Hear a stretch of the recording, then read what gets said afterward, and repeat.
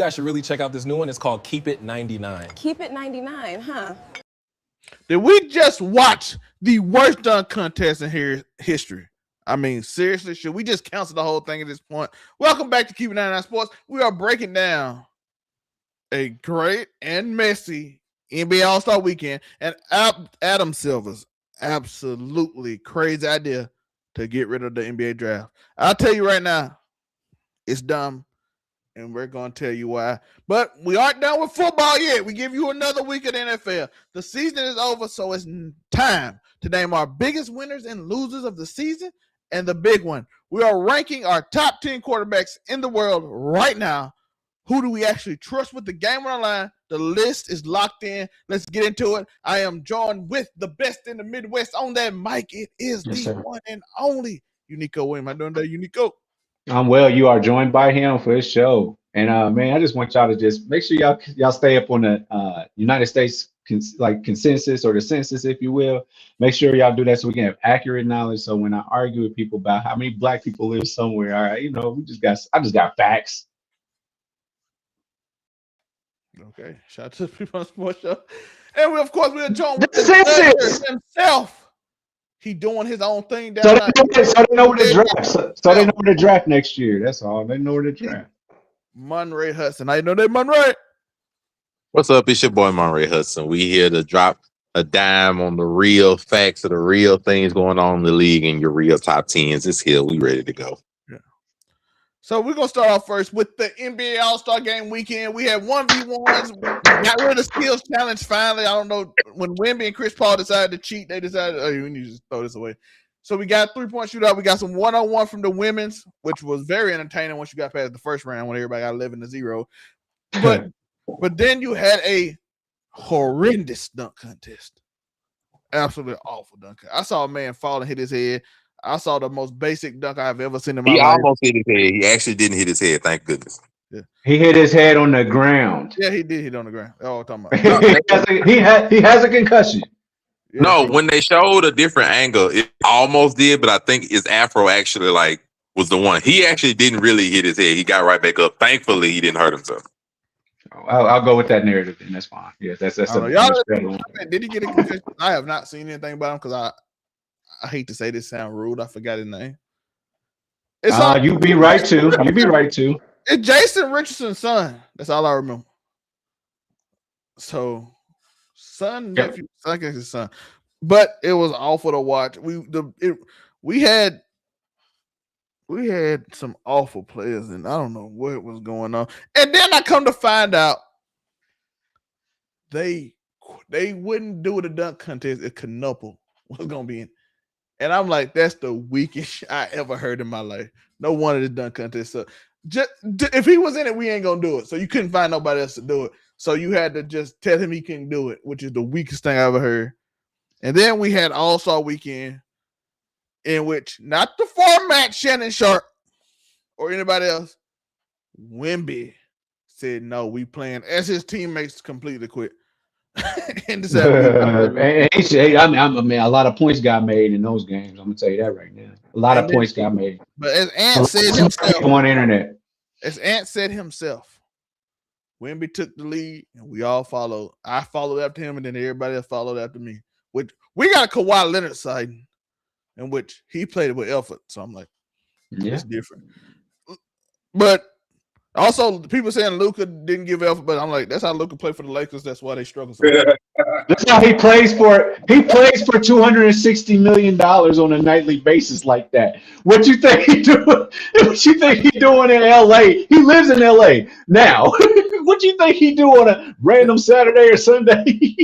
I'm saying, people like look at the effort on defense. I'm like, he played like that anyway, so I don't know. He just didn't get the ball offense as much. You asked me. I think he tried hard. I think that was a good outing for him. He played 5 minutes and saw people playing harder than him, and Jokic's like, nah, we ain't playing. They played 5 minutes the whole weekend, which if they were gonna play like that, good for them, because we ended up having a much better game outside of the last one when the old people were like, yo, you know what, I'm tired. I don't want Man, fuck this game. I've been doing this for 20 years in a row. You know what I'm saying? You got like Durant and Kawhi and LeBron. Like, yo, we gave all this all. But overall, I think I go to LA when I want to. I'm in LA. I live in LA. That's my second home. Like, what we gonna do this All-Star weekend, man? So, What you mean?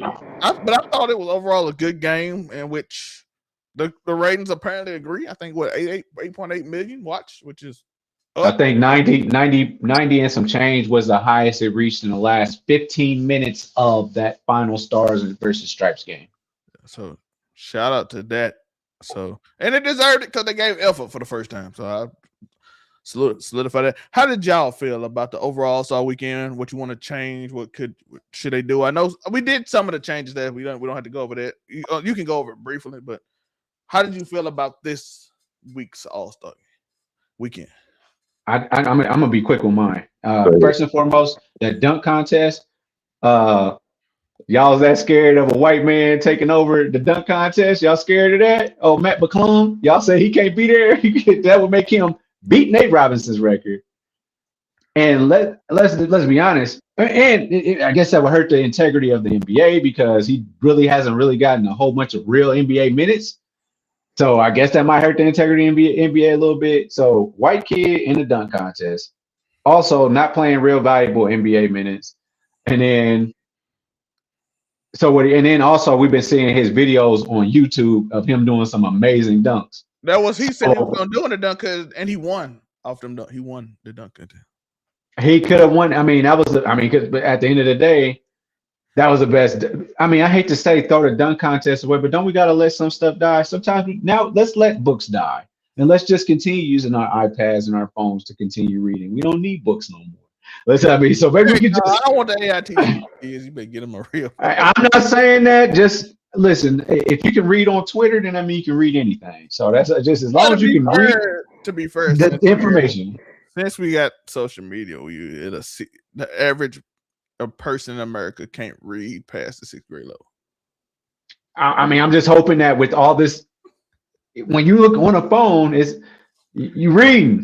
So I'm hoping that's helping people more than before. I don't know. Hey, now you might read the wrong information and go out there with your lips and say bad information. You can't read, but you also may not understand what you just read. But at the same time, yeah. And then as far as like, okay. Man, I see what so that Rising Stars game, they gave it a shot. I think they gave it a shot. Them young boys was ready to play a little bit. As far as the All-Star game goes, interesting format. I mean, I think it says a lot about what people were saying. Oh man, the Euros can beat Americans. I don't know, man. I don't know about all that. I think there's a whole bunch of. Well, let's be fair. Who would you say? Who are the best 5 players in the league? Would you say most of them are European? I can't say that because I look at basketball as a totality. Yeah. I don't look at. Who be in your top 5? Would he be in your top 5? There's a lot of factors as to why he's top 5, but yeah, he would be in my top 5.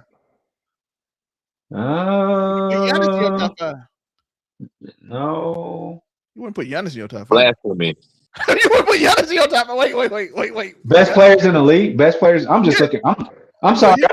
I'm recency bias, right? I'm thinking about right now. I'm thinking about top people. Giannis like 30 and 12 or something.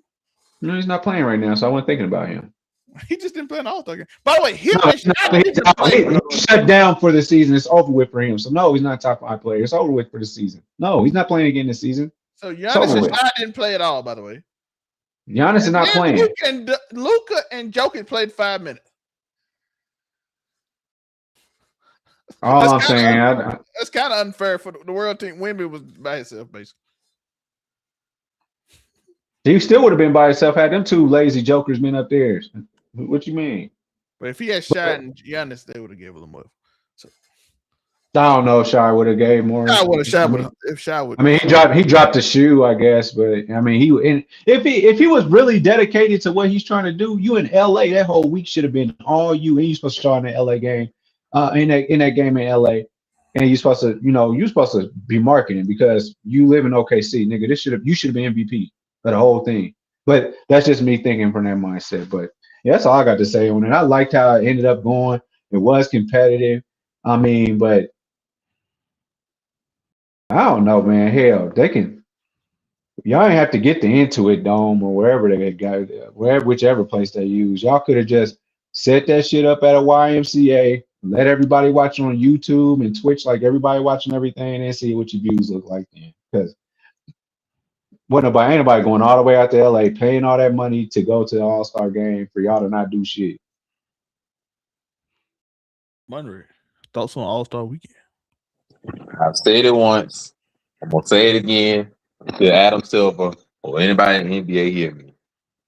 Go ahead and cancel the All-Star game. You might can cancel the dunk contest at this point because you're gonna eventually get to the point you're gonna run out of dunks to do. And just go ahead and run the rookie one-on-one tournament and the veteran one-on-one tournament. Basically, go ahead and run 1 to 2 years in the league. You in the rookie all-star tournament one-on-one. 3 years or more, you win the veteran one. Just go ahead and run it. Go ahead and put a stop to all of this. Go ahead and get the bidding. Vegas gonna be on point. You can run the all-star game if you want to, but I'm just saying that'll solve so many problems. I don't even care if you alternate between the rising stars and the run. Because one decent this was a decent all-star year because 2 players decided to show up and make other people work. That's not going to happen I'm assuming it's not going to happen every year, most likely not. And if it's not going to happen every year to make the All-Star game viewable and to make people actually care about watching it, then there's no point in doing this. So, again, run the one-on-one tournament, and you'll have more viewers than you ever thought and more arguments going on the internet than you ever thought possible about who better than who one-on-one. Like, just That's what you want. That's what they should do because the All-Star game just as a whole, as players get older, they're going to get to the point they're not going to care. Like, I already had to run like an NBA Cup with, I think it's $1 million prize just to get players to care in the beginning of the year to stop the tanking or to stop the lack of effort, for getting time off in the middle of the season, all that kind of stuff, workload management and all that stuff. Just run the one-on-one tournament, bro. That's all you got to do. I promise you.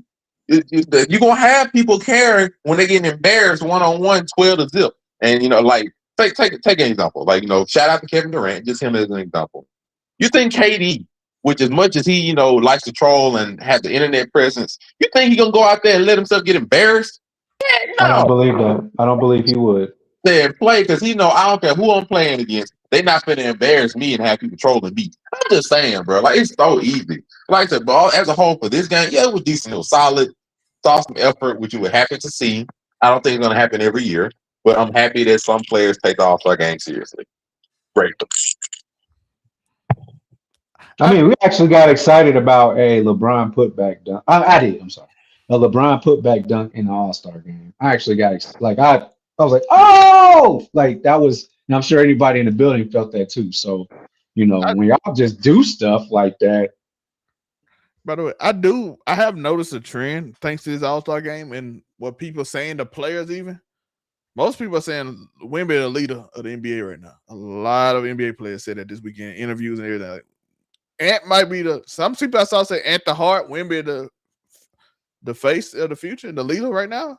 I don't know. I don't want to quite give him a face yet, but a lot of young players are considering him the leader. We saw Ant say it. We saw Tyrese Maxey. We saw a bunch of other players like, yo, he leading. He like, yo, we doing this shit. He said that's why they play. And him and Ant play the heart and the face of the league, the leader of the league right now for the young people. Not saying the old people. Steph and LeBron still get ready to retire. But they were saying Wemby, all the young boys on this young squad. That's him right there. He the guy that's gonna lead the league. Even Ant was like, go ahead. And so even Ant said, y'all call me the face. Ain't my goal to be the face, but if y'all want to give it to him, but y'all got Wemby. And they asked Wemby about it. He said, supply and demand. I'm here to supply. I'm coming out here in this All-Star game to play hard because I love basketball and I want to get the fans a show because that's what they demand. And I'm like, I respect it. And that's why people started loving it. Because I don't know if Mom already heard that, but yeah, I was talking about how everybody was calling Wemby the leader. I heard that part, and I was like, whatever. Like, he was the leader of the All-Star game because he made people care, and he also said before the game that he was going to do that. So, it's a respectable thing for there. Yeah, I'm with it. I was talking about, I was just talking about the players were saying. Like I said, I can't give them face because I think you got to win something to be the face. But if the young group saying he the leader that we're gonna follow his impact. Shout out to him. So my only point to that is why Wemby might have a point is because English is not his first language, right? And we know that about Giannis, right?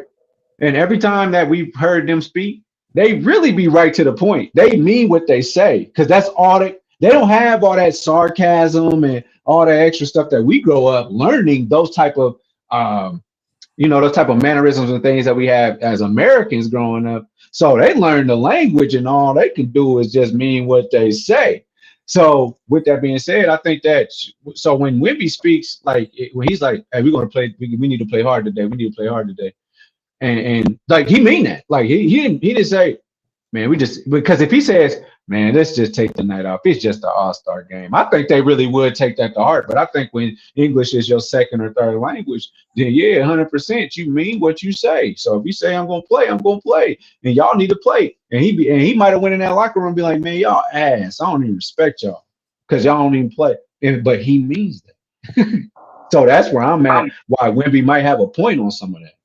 And it might hold credence because he mean what he say. And the whole crying thing after he lost upset because Towns and them took a wrong angle. That the fans loved it. They wanted that shit. It might be, by the way, it might be genius by him just to put that act on if it's an act. Because it's gonna make the fans love you. But Murray. What about Wemby? Yeah, I mean anything we talked about Ant being a heart, anything that came out of the All-Star game in the morning, we'll talk about. But no, it's fine. Like I said, I told them to run the 1v1 tournament until the end. Hey, we'll be grateful until either the All-Star game stop being watched or, it just becomes a young guys thing. As far as the dunk contest, look, if you're not going to allow everybody who can actually dunk to be in the dunk contest, there's no point in having it. Like, I would hope you don't get this bad again with the dunk contest because normally the dunk contest is not a bad thing to watch. It's normally fine. But once you got Jackson Hayes going up there doing straight dunks or whatever at that point. Like, look, once you get down to that point, you either need to just cancel the dunk contest outright or just put Matt McClung in every week. Like, I ain't finna sit every year. I ain't finna sit here and go through that BS no more. Like, if you got to find people to be in it, don't do the dunk contest. Like, or another idea is to start alternating different things to do. Like, switch out the dunk contest for some other, like, you can switch out the dunk contest for the skills challenge. Something like if you gonna have trouble doing. No, I'm just saying as an example, not necessarily the skills challenge. That shit. or switch out the dunk contest for 1v1 showcase. Just different ideas if you're gonna do that. But if you gotta scrounge together the 11th person off the bench and people that we don't even know the names of, and you gotta go from 11 through 15 on the NBA roster, don't do dunk contest, bro. Me and Wes had an idea for it because it's like, if the NBA player don't care and you can't get the stars to do it, let's just do something outrageous. You get an 11-day NBA contract for $1 million, and we finding the best dunkers on the street. The 4 best dunkers. You know that TNT contest? Go ahead and get the street dunkers, and now you can get the street dunkers. You get the street players. I said that too. So I'm saying if you, I agree with that. Put on a show. Put on a show. Trust me, these dudes' lives, they don't make millions of dollars. You put their life on line so you can make $1 million in one night. Oh, you finna see the craziest dunks you ever seen. No. Here's my take. Here's my final take on the dunk contest. Human beings have evolved past the dunk. When the dunk contest came out, they was like, woo! I spent in a circle and dunked with one hand. I just found out that our human bodies have surpassed that limitation of just a layup. Ooh, look how far away I can jump from the rim to dunk it with one hand. Y'all, people are loving it. Then you make it to Michael Jordan, who was the most freakish athlete, quote unquote, in a sense, at that time. Debatable, whatever. But he jumped from the free throw line with his tongue out. And now you gotta niggas do that shit during layup line warm-ups, man, nowadays. You know what I mean? So with that being said, I think the dunk as in itself is not a spectacle anymore. I think the spectacle. I've seen niggas in the street do some 720. If you do a 720, I don't give what nobody do. Okay, fair enough. But I think that in the NBA, the only time that a dunk is really gonna be like, Yeah, is when Matt you do McClung it kind of on did it last year too. somebody. Matt McClung did it with that last. He had some creative dunks. I'm just saying from Matt if you want McClung shared a little YouTube or Twitter video of the dunks he would have done better than everything they did in the dunk test combined. that's the And no YouTube video I Dougie's was after it talking. either. Yeah. Agreed. The Agreed. NBA players were scared that they said if he in it, we not having a dunk contest because he's gonna be the only one to do it. That's how bad it was. And that's kind of shame to say everybody involved when the dude that dunks. You got NBA players that involved past dunk. No, if that random dude all he do is dunk in it, we ain't dunking because apparently they haven't evolved enough because they scared of him. I mean, the problem comes though. The NBA would have to actually vet people. You know, if they have to do a tournament like the street dunkers, they have to actually vet people, which means they'll have to put personnel, labor, and work to do that throughout the year or the season, and they don't want to do that. That's probably why. TNT They don't want nobody. They don't want somebody they self to do it. They already did with TNT. TNT had that shit was crazy. But I loved it. When Kenny and Shaq, because how could you not just have somebody that's dedicated to watching a dunk contest, a few dunk contests out of the month on their YouTube on one of their work from home days? Everything is out here. You can submit it through a YouTube email, and some dude can just check it. It will still require that, but like I said, they lazy. They don't want to do it. Much people. It wouldn't take that many people though. Like they lazy. They don't want to do it, bro. They lazy. You can hire me for $50,000 right now. I do this shit all day. In 1995, of course we would. You would have had to go to every single random park tournament across America all summer to see good dunkers. Right now, I can have a dunk contest right up here, right now, and I can upload it, and y'all can, everybody, the whole world can see that shit tonight. You know what I'm saying? So I'm saying that's the difference. They lazy. It'd be some verification thing. You have to make sure before in the video, you have to measure the rim, make sure it's a certain height. Oh, you got to put in a message that says this is not AI generated content first. I'm pretty sure you can have a for it. Like AI dunking is crazy. AI dunk, but I ain't gonna lie, AI dunking is it is not good right now. they still putting out video. The dunking is back, and do be back like this and just dunk like they ain't figured that out yet. They done figured everything else but that. But we got some other new. Adam Silver has put out the idea to stop tanking, and his idea is the idea a free agent, and I'm like, that's the stupidest thing I've ever. All rookies are a free agent, and then everybody's supposed to bid on them. Is that the game plan? It's strange. Like basically, I don't know how it's gonna listen. Most people are gonna try to go to the Lakers and the Knicks and cause they can get more money just off ads if they go to these cities, and it's gonna become a mess, and it's gonna be like it was in the 50s when Boston and New York and LA had all the players. Because who's going to play in Wisconsin and other places if I can play in New York?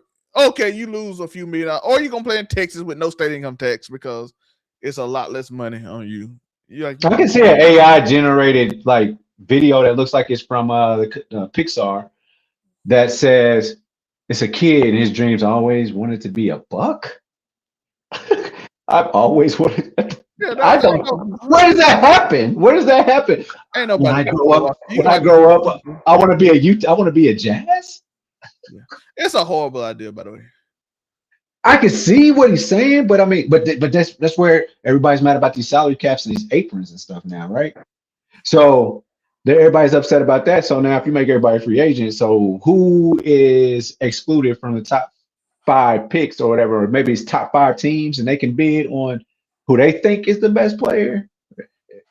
But it's something like San Antonio would probably have Atlanta pick, and they might have, it's a pick from somebody else, and they might have a top 5 pick, and then everybody like, we want to go over there.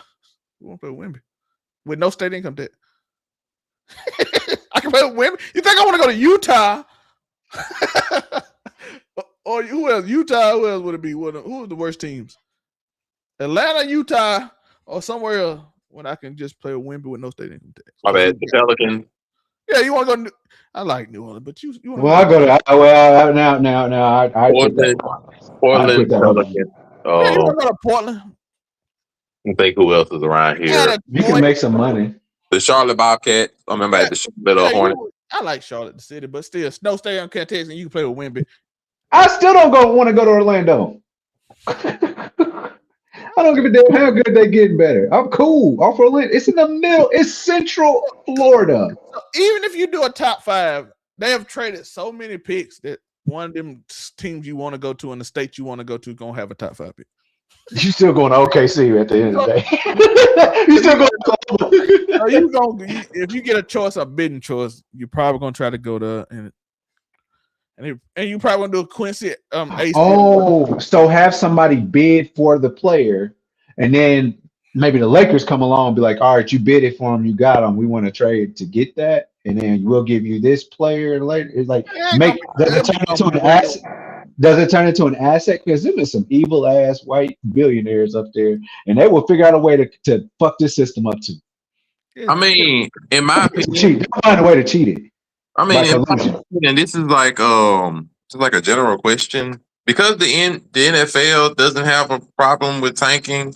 Why don't they just do what the NFL does and get rid of the whole, the drafting process the NBA does with this whole raffle bull crap where they fix the raffle so they can cheat and get the people they want. And just do it like the NFL. The worst team with the worst record, you're gonna get the top pick. Just do it that way. Right?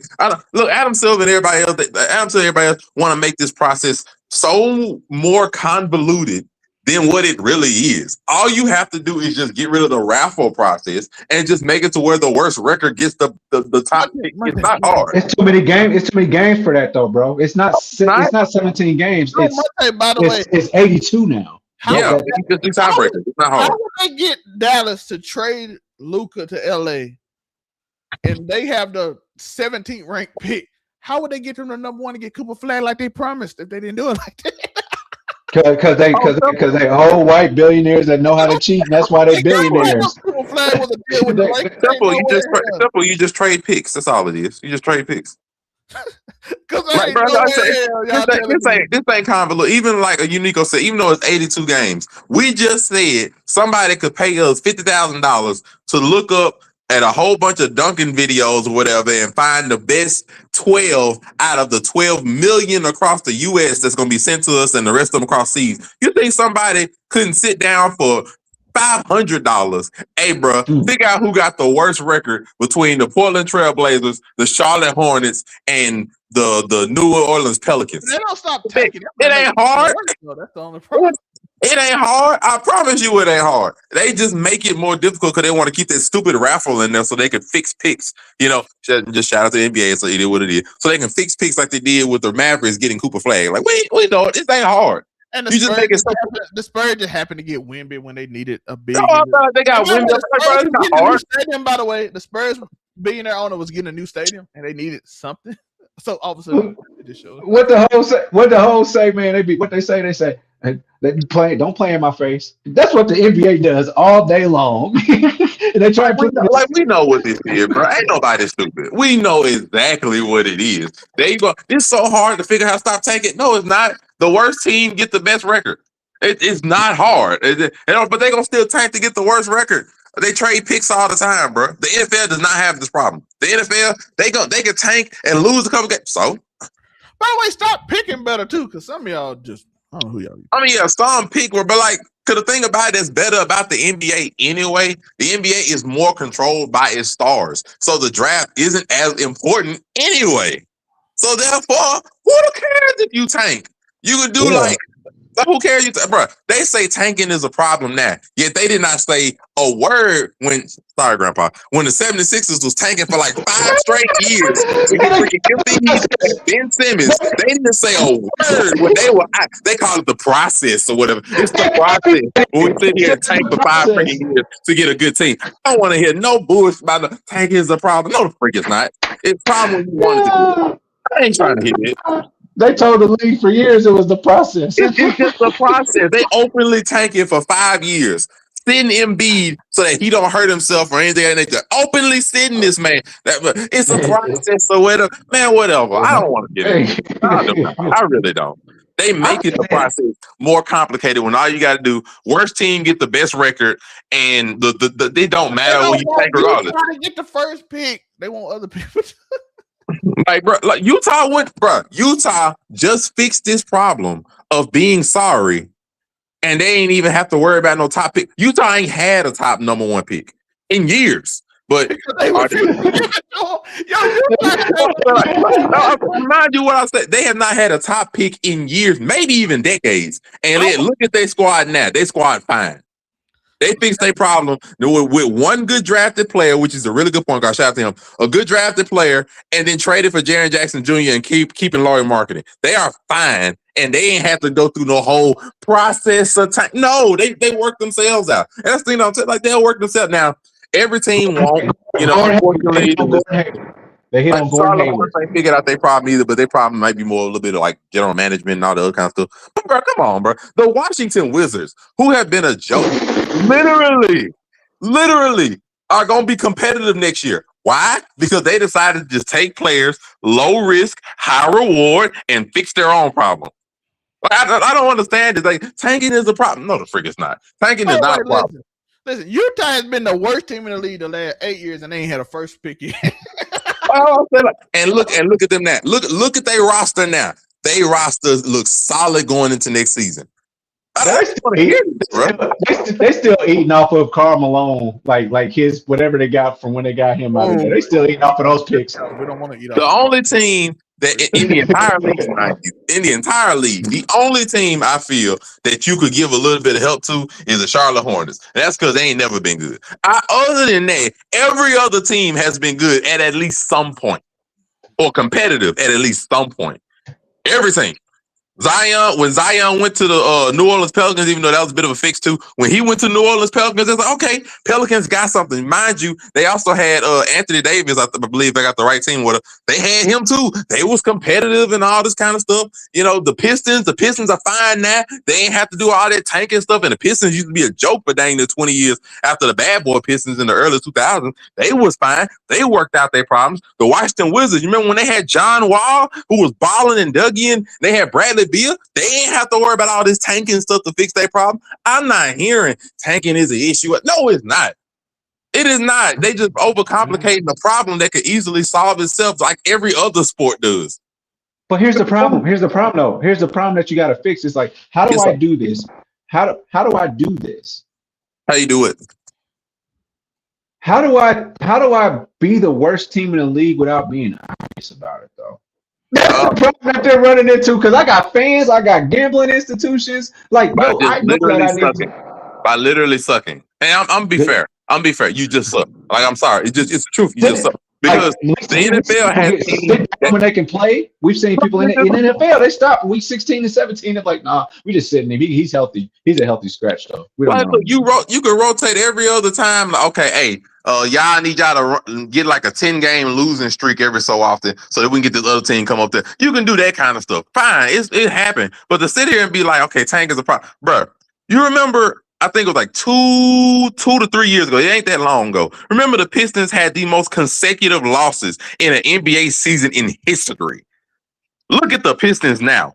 Did they have to worry about tanking and all stuff? No, the Pistons just suck.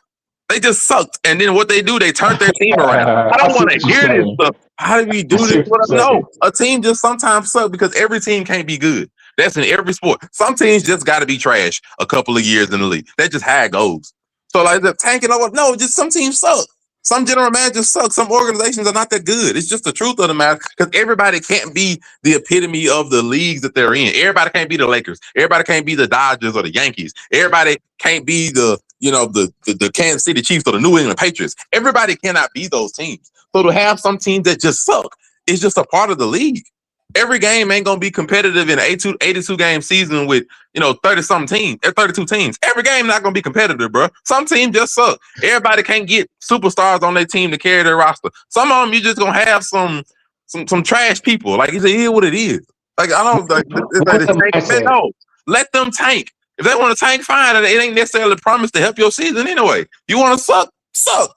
But the Pistons, they're like, hey, we were trash for 27 games straight or whatever case may be. All right. Go hire a new coach. Gonna get this general manager right. Hey, Cade Cunningham, you look like the guy. We finna put you. They work their stuff out, bro. I'm not hearing this tanking is a problem. No, you could tank get the first pick and get Anthony Bennett.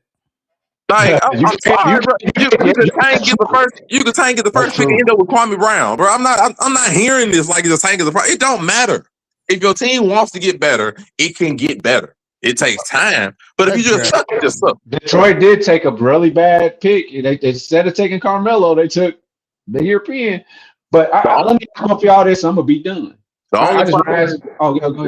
No, the only problem is just the Hornets. They the only team I feel like you might give some help. Everybody else, please. You can go ahead. Michael Jordan had a lot to do with that. But my question for both of y'all is this. What do y'all think Memphis walked into this season saying? Like, I'm going to train, I'm going to OTAs, everything. John back healthy, so we're gonna win, but it didn't happen. No, are you saying that? Or like because I'm trying to find a team that bounces off of Monterey's point. Is like, okay, yes, it's 29 teams in the NBA. You walk in there, you have no shot. You know it. Oh, you want me to give you a team that everybody figured had no shot and they just turned it around or some stuff like that? No. Just in general, like this season, period. Somebody from this season with a terrible ass record, and you kind of knew that even the teammates, like, how do you walk into the season knowing that you ain't about to be shit? Okay. Oh man, that's okay. I see where you're going down that trail there. They knew coming in the season they were trash. They knew coming in the season it was over with. They knew that from top. But they was all right. We're gonna make some moves in the middle of the season, figure out who we got that's good and not good, and turn some trash into treasure. That's exactly what they did. And they got that young man. How do you show up to work every day knowing like, hey man, we probably gonna lose today? I would hate that shit. Matter of fact, Unico, you know the answer to this. I can't remember. Be all right. This would be the last thing I think of. Like, I can't remember it, but Unico, you know the answer. Was Tyrese Halliburton like a number 1 draft pick? He was not. Didn't they find him? They did. Didn't the Pacers have trouble being competitive after, the Roy Hibbert and Paul George years? And then next thing you know, they woke the freak up with a nice, really good, diverse point guard and, Benedict Mathurin and, all these, and Miles Turner. Like, did they not become competitive even though they sucked for a little bit of a time? There was not a top 5 pick in sight for a long time. And yet they worked. I rest my case. It worked out, but that Wizards one, I see what you're saying. But I'm just saying, like, if you on that day one Wizards roster, you like, man, what the fuck am I here for other than these millions of dollars? And that was just they here like a lot of people go to work. They here for the check. That's what it is. I do want to make a point though. Kashawn George is one of the bright stars of the Wizards that we talked about. He was the 24th pick in the draft. I'm just Kashawn George. Like, bro, the first pick of the draft. The first pick don't matter. It don't matter in no sport because it's a matter of luck sometimes. Sometimes you just got to get a player that happen to be good. Yo, Giannis, we made fun of Anthony Bennett earlier. Anthony Bennett, by the way, Giannis is the only player I think still in the league. And he was 16th. He the best player. So that draft was awful. That 2016 draft. Hey man, like where did Jokic get picked? Find where Jokic got picked at. I promise you it wasn't one. Anthony Bennett was the number 1. What year was it? It's not 2016. That's 2013. So 2013 was Giannis, right? And they said the highlight of the draft was Milwaukee Bucks selection of Giannis at the 15th overall pick. Look, this is the only person in the league. Shout out to this. Anthony Bennett, Victor Oladipo. Shout out to Victor Oladipo. Injuries stopped him. Otto Porter, Cody Zeller, Alex Lynn, Nerlens Noel, Ben McLemore, Kentavious Caldwell. Oh, we bringing some names. Trey Burke, CJ McCollum. We finally got a legit starter in this. Michael Carter Williams, Steven Adams. We got another starter. Kelly Olynyk, a bench player. Shabazz Muhammad, Giannis.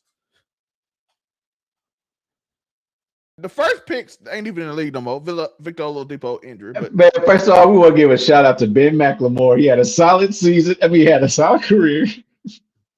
I'm just saying you how much y'all keep talking about tanking for top picks. Minnesota got Giannis at 15. Otto Porter played for a long time. Dennis Schroeder 17. Alex, what'd you say? Alex Lynn got picked up last year by the Lakers. Rudy Gobert was 27. He's a starter. Like, you know what I'm saying? These some that wasn't a bad draft. They got solid players in this draft. Most of these players not even in the league no more. They're not in the league no more. I'll give you that. But these guys had solid LeBron careers. got drafted 10 years before this. LeBron got drafted exactly a decade before the draft, he's still in the league. The majority of the players, besides like 5 people, not in this league no more. Oh, well, that tells you how abnormal. I mean, that's just how, like I said, first round draft. Look, number 1 draft picks rarely are actually really, really good. It's just But rare. you got that generational one that you know, but that's only. Even those sometimes strike out. We done said Zion was generational when he came out. Man can't barely stay on the court. But that's injury too, so. I mean, it's injury too, and then also just like look, generational. You know, is like LeBron. Like I said, how many other LeBrons have we seen in the first round draft picks in the last 40 years? 40. Yeah, LeBron, probably Wemby, LeBron. SU Ben Simmons. I'm dying on that hill. I'm dying on that hill. He was supposed to be like that. That's Doc Rivers. You know what Doc Rivers do? Don't bring up Doc Rivers no more. But can we agree? We thought he was gonna be that nigga, man, for real. Matter of fact, I got you. Here's the hot take: Tyrese Halliburton is what Ben Simmons is supposed to be. No, that's a hot ass take. Ben was supposed to be LeBron. 6'8", 6'9". I will always remember after Ben Simmons' rookie year, he led him to the playoffs. Colin Cowherd, LeBron, you could retire. But see, Ben Simmons was an amazing passer, a great defender, taller point guard, struggled at shooting and stuck to layups. Tyrese Halliburton is a better shooter, also an amazing passer. He can play defense. He's not as good of a defender as Ben Simmons is, not quite yet. But otherwise, it's the other metrics. Just saying. Size. Athletically too. Size. Ben Simmons' size is crazy. Pause. Ben Simmons is freakishly athletic. Tyrese Halliburton is clutch. Freakishly? I don't know. Ben has been a freak. Ben was athletic, and Tyrese Halliburton is clutch. Ben fast as hell with a basketball in his hand. No, Ben Simmons is. That's why we thought he was a reincarnate of LeBron this quickly. 10 years later, basically. 2013. Because Doc Rivers is the worst coach of all time, and y'all just like. Unfortunately, that's not true, but you know. I have never seen somebody ruin so many careers in my life. Don't get him started, y'all. How many people in your life is talented Tracy McGrady? He never got the first round because Doc Rivers ruined his life. I'm telling you, Doc Rivers throwing lives out here. Doc got the ring, man. So unfortunately, he can't go down as the worst. He got the ring, man. They call it Bad Back Mac, man. That's what they call it. He's on his whole career right now. He does. He does owe Rondo his whole career. That was something nobody saw coming. I didn't see it. When I heard Paul Pierce say Rondo, like we ain't running that. I knew. I was vindicated. Because I knew that was the luckiest pick right there, but somehow getting Rondo, he was in the second round. I knew in my heart that they wouldn't listen to Doc Rivers, but I couldn't prove it. I said, ain't no way this man suck. And then Paul Pierce like Rondo said we ain't running down and played Doc Collins. I said yes. I knew it. Rondo was a very good point guard, man. That man was one of the few good point generals. He was also stubborn as heck, but he was a very good point general. Yeah, so let's get into some football. We got a new game. We got a game called that we want to play before the season ends called NFL. Who won in the NFL this year? Player and team, in which we pick whoever rose their stock and who had the biggest fall in the season. To get to understand the game, I'll go first and I'll explain each pick first. The player who won, George Pickens. George Pickens has been solidified as a number one receiver that everybody wants now because he's great. He got on a good team. He's on a great offense. George Pickens is now in Pittsburgh. He was looked at as a problem. He was looked at as an issue maker. He was issued like we don't know if we want to pay him. Pittsburgh got rid of him because they didn't know if they wanted to pay him. In Dallas, not everybody want to pay him. So he's the biggest winner this season so far for me as a player. The loser who lost the most this year was C.J. Stroud. His mystique of him just being like, oh, this went away. He's like the reverse Sam Darnold. Where Sam Darnold was seeing ghosts his rookie season, it was like C.J. Stroud in that playoff game saw ghosts. And then the reason I solidified me putting him on this list is when he said the defense got better, so I didn't think I had to be as good. I'm like, oh, he lost the whole plot. He lost the whole plot. You supposed to be great to add on to their greatness. You're not supposed to get worse because they got great. When he said that sentence, I almost lost it. I said, oh, yeah, you completely lost me. You have completely lost me. Because even then, I was in the chat like he might get benched. He might not need to play. He might get cut. I don't know. His career might be over. And then I kind of walked myself back. I'm like, he calmed down. He cool. But he said it. I'm like, bro, if you have a bad season next year, I don't know if anybody going to want you back. And I hate to say it because I think you really talented. But hearing that sentence from a quarterback is insane. Our defense got good. Joe, he said, our defense got good, so I didn't have to be good no more. I didn't have to be as great no more. And I said, you had an all-time great defense, and you decided not to be great no more? You didn't even like, yo, man, I tried to do it, but my offense line, no, he's like, I decided I didn't have to be as good no more. What? Yeah, that sounds terrible. But yeah, man, it's kind of opening up my teams after you discussed any of my players. Unless you got Oh players. no, I mean I'm still thinking. So if you want to keep going, because now I'm getting what you asking. So okay, I mean, because I didn't understand the criteria, because I wasn't thinking CJ Stroud like in any part of that. You know what I mean? So I'm just talking about who won the most this season, who lost the most. I feel like George Pickens won a lot this season. By going to where, okay, for their career, who lost the most by whatever they were doing. Oh, okay, I'm with you. And the team, team, Chicago Bears. The rebuild of the Bears offensive line, Caleb Williams stepping up, Ben Johnson offense, and him starting to go and understand more of the offense. And all the players are almost all signed beside the one cornerback. They all coming back. The future looked good for them. And Caleb looked more confident in belief in Ben Johnson's system. I think the future looked bright. I think they won this year. I think they're ready to take off and ascend. Don't mean they will, but I feel like it's gonna be, instead of we don't know, I think it's we're gonna be a little more consistent. Kind of like the Detroit Lions, who would have been mine last year. They quite didn't make the play, but they were still a really good team. But injuries and a bunch of stuff happened with them. The team that I think lost, the Pittsburgh Steelers. You still don't have a coach. Oh, okay. I didn't know we was going for like, okay, where we at now. I thought you meant like going into the season, the end of the season. When you came down to the end of the season, where are you at? So like, if you were to say Pittsburgh Steelers, I would think like, okay, Aaron Rodgers did what, or you know what I'm saying? Like, that's what I'm thinking. I'm just so over the course of the season, but it's cool. We just got different iterations. You lost your coach. You don't have a future quarterback. You hired a coach that he's good. We're not gonna say he's not good, but he's the greatest coach ever. Not only is he, you don't have a quarterback. I don't think they have a first round pick, do they? No, I would say that they lost because they lost Justin Fields, but that's just me.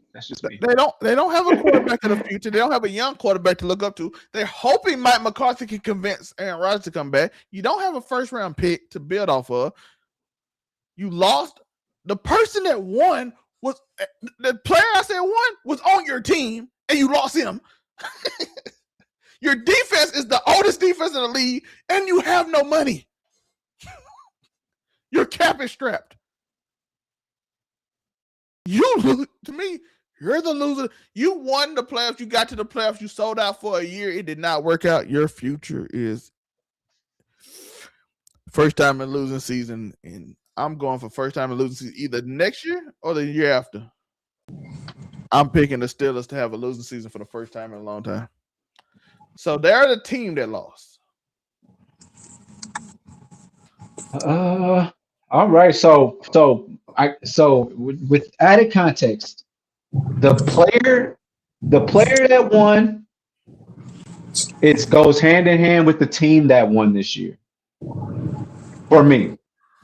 And that means the player is Daniel Jones, he won, and the Colts won this year. That's what they won this year. You got something going. Daniel Jones found a home, he won a home, and they're gonna pay him.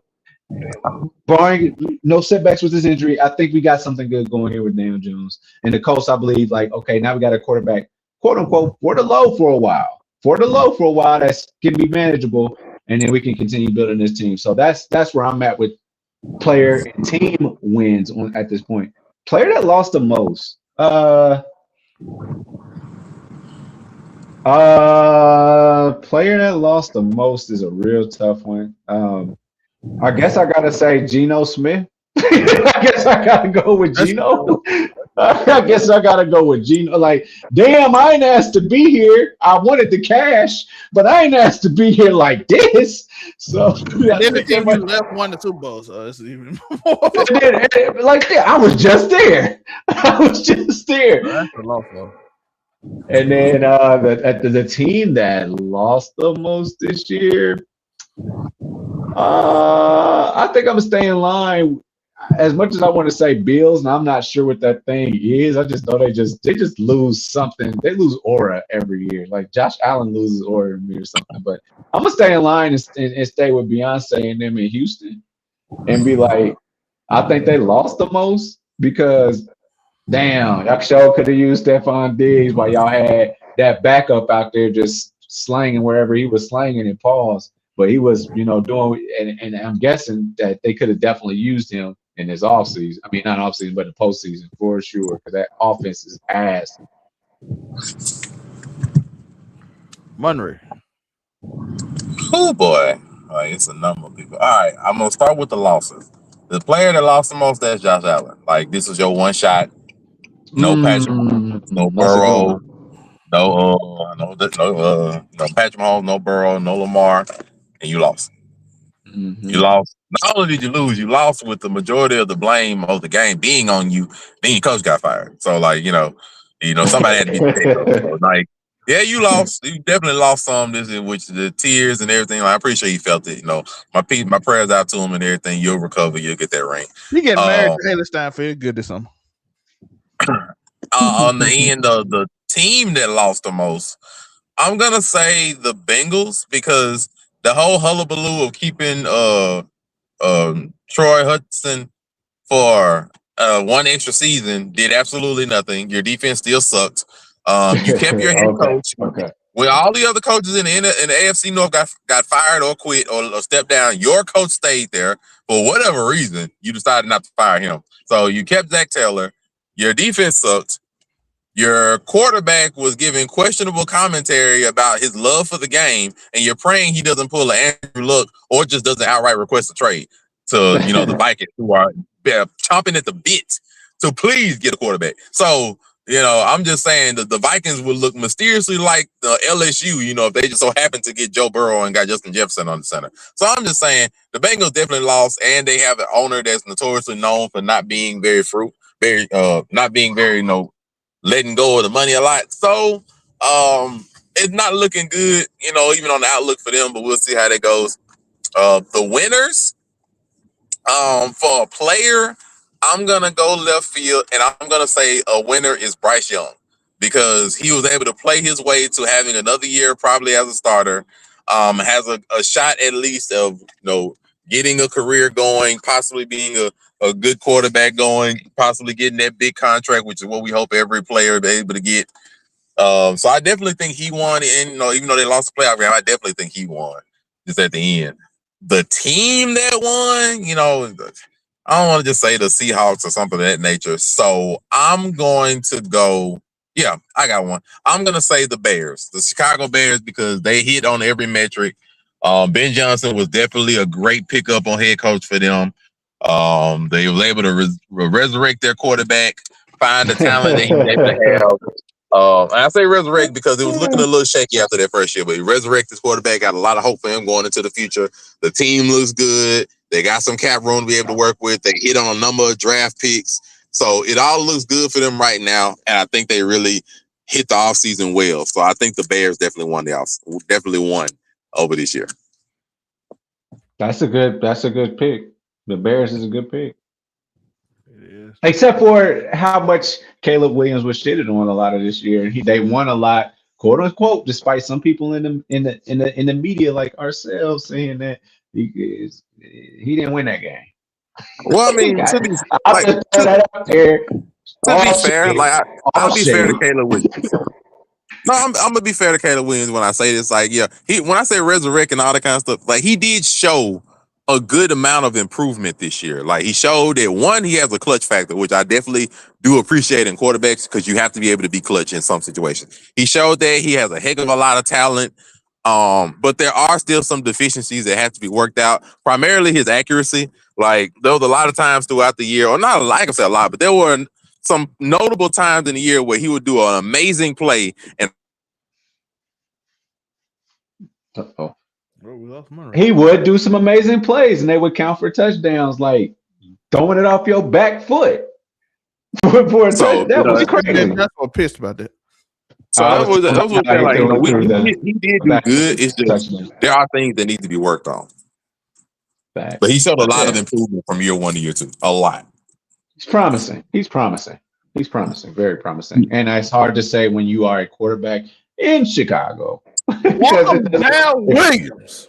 Look, Chicago got more hope now than they probably had in the last. Like, I don't really know, and I can't speak for Chicago fans when I say this. I don't know if they had this much hope when Jay Cutler came over there or when Jay Cutler was there. I don't really know if they had this much hope, but they have a lot of hope now that they have not had in at least a decade. No, they had hope in Justin Fields. Don't do that. They had hope. There was hope there. There was hope there. There were times there was hope there. Okay, he was a rookie. He was okay. He was drafted. They had the first year he was drafted. They had hope. After that, they had no more hope. But even with that, they didn't have this much hope. Like right now, Chicago next season, which we may have to do this, but I would say do this after we get free agency out the way. They may be looking at next season like, hey, yo, we might could make a run for that NFC title right now. We might be able to make a run. NFC North still Green Bay, still got to deal with the Lions. Still, that ain't no easy division, brother. No, it's not easy, but I'm saying they have hope right now. Like, hey, they might could make a run. I know that's what they thinking, and I don't blame them. Just if things go your way, maybe. I mean, Monterey did put the Rams as the second best team, and they took them down to the wire. So I stand by that. The Bears did fight them like to the end. I'm not gonna take nothing away from them. They fought them to the end. I need some time over the summer to think about these conferences because I'm just thinking about the NFC North and like they all got a quarterback. Everyone has one. Well, not the Vikings. Vikings, but I mean, the Vikings are hoping that they get a second year out of JJ McCarthy like somebody does. But did they not get 6 or 7 wins this year? That's another question. That ain't what they were hoping for. They were hoping for playoffs. I think that they went from like top seed to not in the playoffs. What that was. But then I'm just saying NFC North might end up being one of those conferences where they just beat up on each other all day long, like what used to be the NFC East. I mean, hey, the NFC West do it all year. The NFC West do it every year. The NFC West, yeah. I mean, they keep it close. Remember, it used to be if you get 8 wins, you win. Boy, howdy. You win. You might win your division with 8 wins back in the day. So, or 7-9. 7-9 used to be. Remember that championship game? It was 7-9. To be Eagles versus not Eagles. It was the 49ers and the Seahawks or something, and it was for the NFC Championship. And both of these jokers had 7 wins. It's like this is it. I was like, what? Divisions have rises and they have falls, boy. They do. Yeah, they do. They do. They do. Because who knew about this NFC South like that? But yeah, I'm ready. I'm ready for the next topic. The NFC South. I mean, AFC South. I don't know what to think. I don't know what we got. We got our top 10 quarterbacks list. So I'll put up mine first, then Monterey can put up his. Mine is number 1, Patrick Mahomes. Number 2, Matthew Stafford. Number 3, Josh Allen. Number 4, Joe Burrow. Number 5, Lamar Jackson. Number 6, Dak Prescott. Number 7, Jalen Hurts. Number 8, Drake May. Number 9, Caleb Williams. And number 10 is between Herbert, Daniels, and I had to put Sam Darnold in here because he wanted some bonus. I don't freak you guys. Yeah. This is blasphemous. All of it's blasphemous. Oh, wow. He said blasphemous. Yeah, because somebody's missing on this list, and that's crazy. Who is missing? He got like 14 names. That's even worse. Now I'm pissed. Who is missing? 14 names. I believe because I kind of didn't want to put Herbert there, but then I was hurt to put JJ Dane there because he been injured all year. So I'm like, I don't know if he's gonna be injury prone. So then I put Sam here because he won the Super Bowl, and I at least want his name in this because it's kind of disrespectful not to put his name in here. Okay. So now I'm pissed because you got 90 niggas at top 10 and you missing somebody. That's crazy. You are missing one in Daniel Jones. He is not on this list at Ain't all. You nobody put crazy. James on their top. He Man, ain't my top because 10 you a quarterback hater, because list. you a fucking hater, because you a Yeah, hater, bro. like You a this is my list. hater. As you can see. Daniels, I'm all right, you muted. You muted. yeah, before you start doing all that acting My and bad. performing Dale, and I'm shit, proud of man. you. I'm really proud of you. I thought I would be the only one that would have Stafford number 2, but I appreciate it. You came around with it. I'm proud of it. But yeah, it's Mahomes 1 until further notice. Hopefully he's able to come back 100%. Stafford's number 2. Allen 3. I got Lamar slightly over Burrow, mainly because one, I do think the MVPs do matter. And like just to be fair, like he got past his like Burrow's biggest notch is I beat Mahomes and got to a Super Bowl. Now that we've seen that that's not unique to him and we see how that looks somewhat, it's like at this point you just need more. At this point, Burrow needs something else. Like you need a couple more, maybe more playoff appearances. A good chunk of his career has been injured, or an MVP. Something more than just I beat Mahomes and made a Super Bowl. Like, look, there's gonna be a bunch of people that made a Super Bowl that don't get a notoriety thing, that we just gonna say that. So I think he needs a little bit more at this point, especially because Stafford showed that last year he played great. Dak at 6, 7 is Hurts. Mainly because I feel like Dak doesn't have the deficiencies Hurts do. And Hurts, though he has had wonderful playoff runs, I do feel like the second run where he won his ring, that though he played great throughout the games and everything, I do feel like the team is a bit stacked. So you have to take some of that away from him, which is why Herbert's on him, because Herbert plays great in the regular season. Herbert does not play well in the playoffs, has not won a playoff game yet. And I do feel like being clutch, winning important games does matter. After that, it's Drake May at 9 and Daniels at 10, because they essentially have done the same thing, just May was able to go one game further. But May, though he had an MVP level season, we saw that the same or greater level of defenses that you played in the regular season that people were using as a reason to give you so much metric that you played tough defenses. When you played tough defenses in the playoffs, you did not play well. In the Super Bowl, you played horrible. So we have to see if you're more than a one-hit wonder.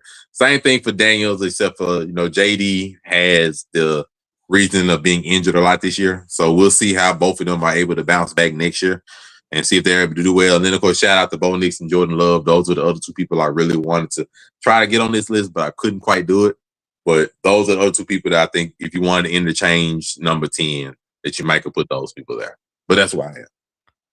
Yeah, I did it. Basically, my two shout out to stuff. I didn't want to put Herbert on my list, so I kind of just put him with. And if you want to wonder why I didn't put Sam Darnold on there, it's because I don't feel like Sam Darnold is one of the 10 best quarterbacks in the National Football League. Just because you win a Super Bowl ring, just because you win a Super Bowl ring does not necessarily mean everything about you changes. It just means that you won an amazing championship, but it doesn't mean you individually change as much. And especially when you consider he did not add that much in the actual Super Bowl win. So my opinion about Sam Darnold really has not changed too much. It changed a little bit that he is able to win, a clutch game or two, which I'm very happy for that. But did he statistically become a greater or way better player than he did last year? No, not really. If anybody did, it'd be Kenneth Walker after old boy got hurt. Yeah, like he showed he was able to carry the load by himself, which is something that, we not had to see as much because Charbonnet is a lot there. But I would say Sam Darnold, he played roughly the same statistic and metric wise that he did last year when he got 14 wins. And in the playoffs, he had one great game. And no turnovers. That's one thing they told him not to do. No turnovers, yes. But he had one great game and 2 mid ones. It's like, Ray? So that Rams game, he turned over the ball last year, so they do not turn over his football. No, I said the Rams team, I think, is his ops. Like that's his rival right now, is that Rams team. So, But yeah, that's why I got him. So I don't have Darnold on there right now. Like I just wanted to show him love and put his name up there because I knew we wouldn't go ahead. Shout out to Sam Darnold. Like I said, I give him Parker. He got the monkey off his back. Like he can win a clutch game. That was like the smallest monkey on your back you could ever have. No, the monkey that he couldn't win close games. That he couldn't win games. I can't say that. No, he got he got cut on the Vikings after he had a great season. Like I'm sorry, like that monkey that you can't win important games, you can't win close games, you can't win primetime games. That's big. That was big. Yeah, that whole thing you just said is why he got cut from the Vikings. Like we'll go with JJ McCarthy. Yeah, like he won 14 games on the Vikings, and they literally cut him because they felt as though he could not win the big games or nothing. 14 games. So they only had 3. They only had 3 big games all year. Like, is that what they said? No, they had 3 losses, but they felt as though he couldn't get more. Like, because one game, the reason why it was the last 2 games. I'm gonna be fair. It was the last 2 games. The last game of I don't know if it was the last game of the season, but it was the last important game for them in the season when they played the Lions for the number 1 seed. And they lost that game horribly. Like he played horribly. They got in him and behind the line. The Lions had defensive injuries, and they still dominated them. So that was one. And then they went in the playoffs in the wild card round because they were the 5th seed. Played the Rams, and again he got hogwashed. Did not play well at all. Got beat down behind the line, all that kind of stuff. And that's when they cut him. They was the big one. Yeah. That what happened. So magnitude of the game means a lot too, as what you lost. So I mean that's why. That's why I love football, because the magnitude of the game, how you won and how you lost, everything. Because you can lose a game, you can lose a big game and a close one and be considered, hey man, but he did his thing in that mug. You know what I mean? Even if you lose, like man, it's so much that goes into each game. Is crazy. He balled out and lost, but anybody like. Because just your individual, because mainly if you are a quarterback or it's quarterback, then running back, then wide receiver. Those 3 things matter individually in games. Every position not as much, but those 3 definitely matter. Like what you do individually and how much is affected by you and stuff. Like perfect example, like Derrick Henry. Derrick Henry, we know, is a monster. We also knew Derrick Henry had a fumbling problem, which was something that was held against him, and can't nobody really say otherwise. A lot, I'm a guesstimate when they say that was some of the reason why they didn't necessarily put him in the 4th quarter in some of the games this past season, because he had a fumbling issue, and for some reason Harbaugh and other people was like, we don't want him to run the ball in the 4th. And Harbaugh lost his job. I mean, yeah, now he's the head coach of the Giants, so we'll see how he does with Scatterboo. But regardless, that's just it's an example. Like what you do individually does matter on the stat sheet and even in active time. So, and for our NBA fans that are watching this part of the show, that stuck around to watch the NFL part of the Keep It 99 Sports, you know how we do. Make sure you tune in every Tuesday. For the NBA fans out there, it's like Russell Westbrook. Yeah, you really don't want that nigga in there in the fourth quarter like that, because he got a little bit of a quote unquote fumbling problem. So you don't want him in there. So that's basically, you're gonna get your stats, but can you win the game for real? That's what that is. So I understand for sure what you're saying. But I just want to throw and the QB situation. I didn't put in my top 10 because now I understand you were just saying like currently who is the top 10, not based off like those like right now the top 10 in the league, like currently playing. I see why my Mahomes was in there, because I was looking at it, because the way I was looking at it earlier, I was going to say Matthew Stafford at 1. You know what I'm saying? I was looking at it like how this season ranked. I was looking kind of like at a season. I had Mahomes on my team, your team. Mahomes been on some offenses, and he somehow pulled it off. Even this year, if they didn't have a bunch of drops and fumbles and he didn't get hurt. There were still close games this year. They just lost them instead of won them the last year. 1-7 in close games, and most of them you can tell somebody dropped the ball. Chris Jones fell on the ground and didn't try to tackle Trevor Lawrence. Yeah. A bunch of little stupid the defense gave up that, stuff like that. And they be right in the game, and then if they give Mahomes the ball back, and they don't give it back to him because the defense don't get the ball back. So I was still game on the line. Mahomes at the end, you still want him in the game because that man has been to before this year 8 straight AFC Championship games, in which most. He's a 3-time Super Bowl champion, bro. Like, look, he's just not 30. He's just now what 30, 31, something like that. Like, please. Yeah, Mahomes is actually getting on that LeBron streak now at this point. Like, I'm gonna go to 10 Super Bowls, but I'm gonna get like 6. I'm gonna get 5, something like that. He on that kind of roll right now. I think that Brady stuff is gonna be different. It's too. Shout out to Derpy. Point this out. 9th season, the first time they didn't make the playoffs was for Patrick Mahomes. The ninth season was also the first time Tom Brady didn't make the playoff. The ninth season was also Tom Brady tore his ACL. The ninth season, Patrick Mahomes tore his ACL. So it's like a weird dynamic between. By the way, they both had 3 Super Bowls by the ninth season. They both had won 3 Super Bowls. I mean, so it's very much in the purview of it to happen. You know, Of him to match. It's in the purview. There's no way you read this that they both have 3 Super Bowl wins, and they both tore their ACL the ninth season. The first time they don't make the playoff, they turn the ACL that season. That's definitely in the purview of fate in the universe, because that's lining up way too crazy right now. So 100%, I'm here for that. I just want him to get healthy again, man, because that to be fair, division is crazy. That body probably wore down like a boy. That body probably wore down. I mean, we don't know what's going on with Oakland. That division is ass, man. I mean, Herbert might be on the loss list next year if he can't somehow pull out a really good playoff run next year. Man. Look, I said, like, once we get the free agency out the way and stuff, I want to do a list of who gonna be under the most pressure next year. Yeah, but I'm just gonna be real. Herbert already he was already on the prove it year or not. This year, look, you got Mike McDonald, the offensive coordinator. You got I forgot the name of their defense coordinator, but he basically freaking Mike McDonald from the Seattle Seahawks. No, he basically Jesse Minter version number 2. So you got a good defensive person in defense. You got an offensive minded, great former head coach as your offensive coordinator. You got John Harbaugh as your coach. You got a great offensive lineman coming back. Look, at this point, man, I already told you I'm already off the Justin Herbert bandwagon. I'm already off that at this point. I already think that it's over with. But like, and when I say over with, not that he's not gonna be a good quarterback. But like, I don't have faith in him. I think my player that did the worst might be. I think he might. I don't think Justin Herbert gonna lose. I think C.J. Stroud could be out the league if he don't play well this year.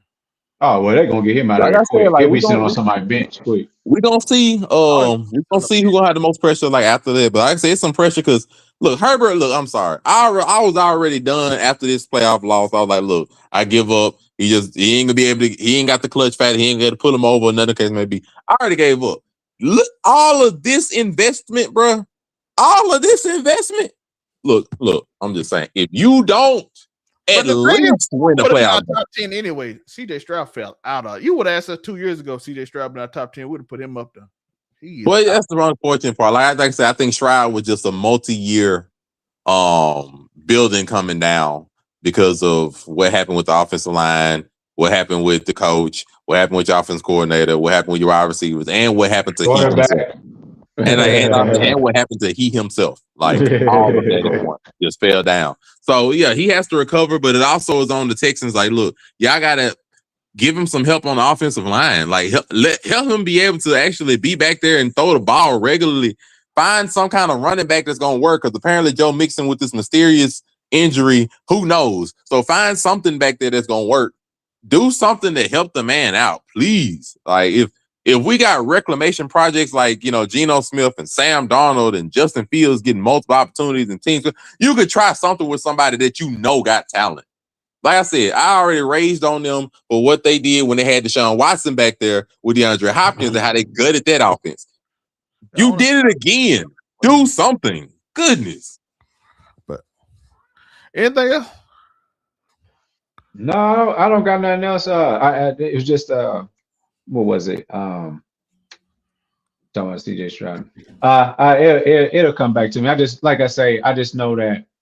I guess the question I was going to ask was like, so is he Josh Allen in regards to Justin Herbert? Is he? That's what I'm saying. No. I'm saying the situation. So who is he more likened to? This situation that he's in, make or break year, that whole thing. Who in recent memory? Who can y'all remember that was in that situation where like? Okay. Phillip Rivers, anybody in San Diego? I don't think Phillip Rivers didn't choke as much. Phillip Rivers had a long time. Is he more like, is him and Dak in the same situation?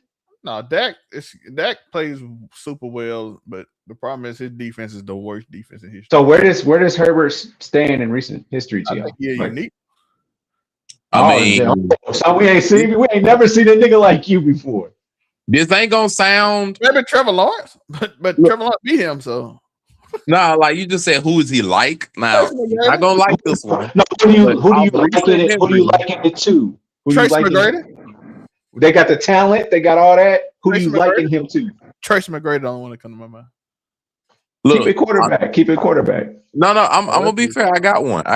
You're not gonna like this one, Zale. But recent memory, this is like setting up Jalen Hurts' Super Bowl winning year because they lost early, the team fell apart, and they went and got Kellen Moore for the offensive coordinator, who was a known offensive genius. Then they went and signed. I don't think they haven't done to sign the running back like that, but they signed Saquon Barkley, and they was like, "Look, we trying to reclaim that glory we had when we faced Patrick Mahomes." Now the Chargers are just trying to get some kind of glory at all, but the same situation. This is our year. We done invested in an offensive coordinator. We got a defense coordinator. We done invested in an offensive line. At this point, if you don't at least win a playoff game, my brother, is you. At this point, it's just you. So, I'm just saying, that's the recent memory I can remember. That's 2 years ago. It's pretty recent. I'm trying to compare. I'm trying to compare. Like I'm trying to compare expectation, talent, and then your actual team that you do actually have around. Because people put his talent on the same level. Though. I think he's considered way more. No, the talent's not the same level, but the situation is what I mean, not the talent. Yeah, because we could say wholeheartedly Joe Burrow belongs to be an elite, but we know that he has a terrible offensive line, so he's in the conversation. He's in that conversation of it. But where's Herbert at? That's what I'm saying. Like who in recent memory? I mean, is he a McNabb? Is he McNabb with the Eagles? I don't know. Does that make sense? I don't know many quarterbacks just straight him. Does that make sense? Except for he doesn't win. Herbert's not winning like McNabb does. I can't really think of a Burrow comparison just because like it's a horrible offensive line. I don't think that man lost. That man lost some crazy leads that he just lost. Because we don't discredit Joe Burrow yet. We still say he's elite. But y'all question Herbert. Why? Well, this the thing. Like the main reason why I question Herbert and I don't question Burrow is because Burrow wins playoff games. But like the reason why Burrow is just now starting to get a little bit of doubt, which is why he's fell on at least me and Zale's list. He's fell on our list from guaranteed 4 to 5. Like, okay, like you're starting to get a little bit of doubt to where prior to this, it was debatable where just go back like 2-3 years ago ish. It was debatable where you had like Burrow at number 2, Lamar at number 2, Allen at number 2. Now it's more of a defined ranking in some respects, and it's starting to trickle down a little bit further. So like if it continues, then Burrow will start to get a little bit more doubt. Like I have seen some analysts, not many, but I've seen some analysts start to question whether Burrow is a bit more of a problem than what it is. In reality, no. Like he's one of the shining examples on the team, but it's just starting to doubt a little bit more. Like, okay, well, now, Burrow, you aren't the only quarterback that's been able to go on a run and get to a Super Bowl in your second year or third year. Because Burrow proved if you get everything around him good, he can do it. Justin Herbert ain't proved that no way. I don't compare him to Herbert because Herbert just has not won a playoff game at all. And he had a 21-point lead, by the way.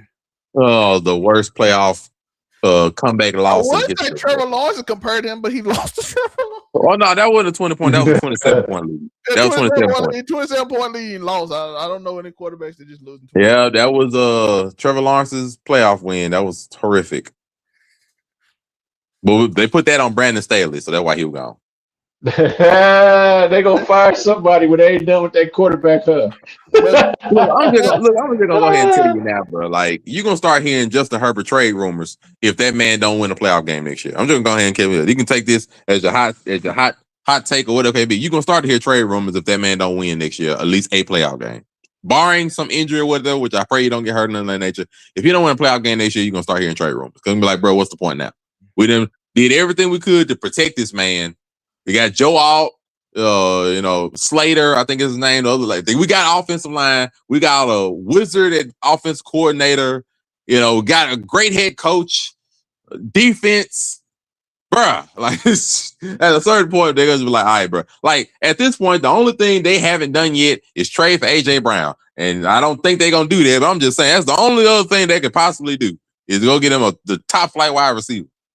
So, I'm looking at something right now, and on some real stuff, when it comes to Justin Herbert, you should expect everything that you expect out of him. I mean, we talking average salary of $52.5 million a year. oh yeah, they paid him. But to be fair, and I'm 100% fair when I say this, Well, the expectations based guaranteed, by the on. way, 218 out of that 262. That's guaranteed, man. What you Well, talking I about get trade, that, but bro? like Who they trade? it's a Who they trade? it's a reason why I don't want to hold them to solely the money, because in the league now there are quarterbacks that make money like that don't deserve it necessarily yet. Like Trevor Lawrence. Trevor Lawrence gets paid about that much, if not more. Brock What's Purdy guaranteed though? also. What's guaranteed? Oh, I know. It's about 180, 200 million, something like that. I can't remember the exact number. Brock Purdy They don't gets paid mind like getting around 53 million a year. Dak Prescott gets paid 60. Like, there's a number of quarterbacks that get paid in that ballpark that are not necessarily as successful. So I can't necessarily judge them based on the money, especially because when I'm looking like at Patrick Mahomes get paid 50 million. It's like, bro, all of y'all make more than Patrick Mahomes is absurd. So therefore, I can't judge them on money, because I know money and contracting is it's slightly different than just, what have you done for me lately? It is on that, but it's on more than just what have you done for me lately. It's like, what have you done for me lately, and what can you possibly do in the future? I mean, also, Tua Tagovailoa, what did he get paid? Like, what, 47 or whatever? And look out, then they done sunk the Dolphins because of that bad contract there. So I know quarterbacks sometimes get paid more than what they actually should. Dolphins screwed their future up with a lot of contracts, and yeah. But shout Tyreek Hill didn't even have to get traded; just got cut. But we're gonna it is Black History Month. So Breaking news. a little bit of Black history. Rest in peace this year to Miss Gladys West. Y'all, if you don't know who she is, let me explain. She is a known mathematician, the inventor, the pioneer of the GPS. So rest in peace, Miss Gladys West, as well as Jesse Jackson. But Jesse Jackson, good shout to you. Rest in peace. Prayer to your family. But Miss Gladys West, important to American history. And we got to show it love, because most people don't know. You can now find your place you want to go easily through all these streets of these neighborhoods, because we have legends in the Black community like Miss Gladys West. So shout out there. Kanye West would say some relation. I believe he would say that at this very moment. Yeah, so shout out to Miss Gladys. When most people don't know who she is, like I said, you think somebody that's smart enough to come up with GPS with the last name West ain't me? We ain't related. Yeah, I can see it. Yep. So shout out to her. Like I said, prayers to Jesse Jackson family. That's all I gotta say about that. But you man, I'm just saying. But go prayers to his family. May they have they in their grievance period. We don't talk bad about the dead here. But Nico, what can they find you? Unico Williams. Do you hear me with Unico Williams? Do you hear me on Thursdays? You can catch me with all the movie reviews and all the things all the time. Overall99media.org. You can 100% click on my picture, and then you can see all my stuff too. Saturdays, I'll be with my homies, doing, make it make sense. We're gonna just try and make it make sense, because I believe we might try and make it make sense out of some news that Zelmay just kind of alluded to, and we're presuming it is not a joke. So, yeah. But we just might. Praise his family. That's how I say. Oh, fuck, man. What can they find you? What's up? Monterey Hudson, everywhere it says Monterey Hudson, Facebook, Instagram, TikTok, Threads. And of course, over on 99 Media. And of course, Make It Make Sense, the podcast. Saturdays, we're around celebrating Black History Month with a bunch of games based on our African American people, famous people, and such, and whatever else may happen. Ka-cha. Yeah, something like that. Ooh. Yeah, we got a lot. Listen, I know I got a few African American legends that we got. Lewis Latimer, we always shout him out. Why? Because they only show us in struggle. So I want to show you us the person who made the air conditioning, Lewis Latimer. How about Miss Gladys West, who made the GPS? Now, if you're a young Black person, do you feel a little bit inspired, because you know that we invented all, and they eat us. They ate us. Yeah, You baby. and I just so happen to be a part of Black History as my birthday is tomorrow, February 18th. Baby, is Unico Williams' birthday. Go and wish my boy. Happy birthday to the Unico. Yes, sir. By the way, I'm probably gonna do some reviews on some shows I just watched. I gotta finish his and hers probably tonight. I'm on the last episode. Uncle Joe's road trip. I did. Make sure I we watched do the that. road trip. Shout out to Tyler Perry, that white man exposed you, and then you put on something funny. So I gotta do something for the coach. I gotta do something. All I heard is I am a nigga 100 times in that movie. That's his character. I'm like, all right, I see you. That little white man said, "You don't know what he did to me." So he gonna put on the funniest show ever. And then I got I think I got Rip and I got Wonder Man. I finished Wonder Man, so I done watched a bunch of shows. I don't even understand that show. I'm enjoying watching shows again because I don't review them as much. I'm not gonna lie. So I needed that break because it's something about just reviewing something consistently. I know I got the Rip and I got the Game of Thrones show that people are telling me is amazing. So I'm gonna be on that probably this weekend on those two and get them two done. Shout out to the Mad King. Yeah. So that looks crazy. So I'm looking forward to some of that. We got shout out to Stunt Chip 8534. I appreciate you. I hate you came at the end of the show, but we got to get out of here because we got stuff to do. But I appreciate you for coming by. We'll be here every Tuesday talking sports at 8 Eastern. So 8:15, 8:30 Eastern. So come by, hang out with us next week, or catch a conversation on Thursday. But you on Twitch, so I probably won't do. Appreciate you, my guy. Stunt Chip 8534. Remember the name. That's a legend right there. Appreciate y'all. It's over on 9me.org. Check us out on all our social medias through that website. Just go to it. You'll find everything you need. I'm sorry being long-winded, but I just want to get everything out. Stunch came in and showed love, so I wanted to show love to Stunch. Stunch a great guy. He's a great gal or guy. I'm guessing guy. So we appreciate the Alpha. We just call him Alpha. Hit the outro. What you mean?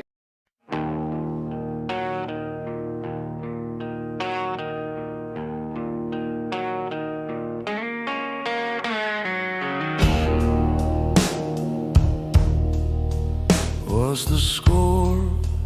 What's the game? Who's the player? What's the name? Zelme spins tails like fireflies in the dark. Unraised verdicts leave a mark. Closest you're gonna get to perfect, but not quite, not tonight. Keep it 99. Oh, so close to the light, but you'll never hit the shine. Keep it 99, it's the closest you're gonna get to 100, yeah.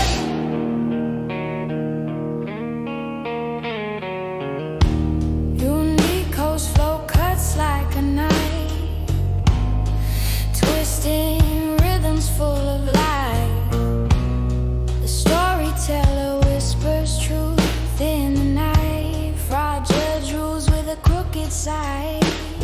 Closest you're gonna get to flawless, but it's raw, it's lawless.